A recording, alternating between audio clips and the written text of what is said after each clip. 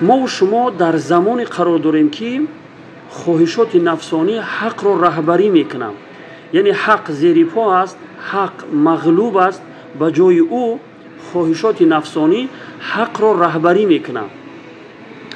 در تفسیر قرطبی آمده است که یکی از شاگردان مکتب رسول الله صلی الله علیه وسلم عبدالله ابن مسعود رضی الله عنه میفرماید شما در زمان قرار دارید که حق خواهشات نفسانی را رهبری میکنه.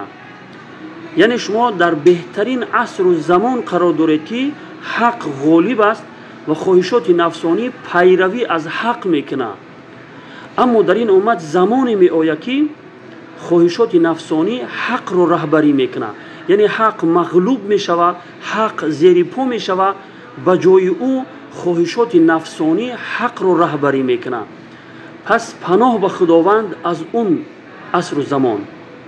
ببینید این سخنان عبدالله ابن مسعود بیش از 1400 سال پیش گفته بود، اما امروزها ما شاهد اون گفته های عبدالله ابن مسعود هستیم.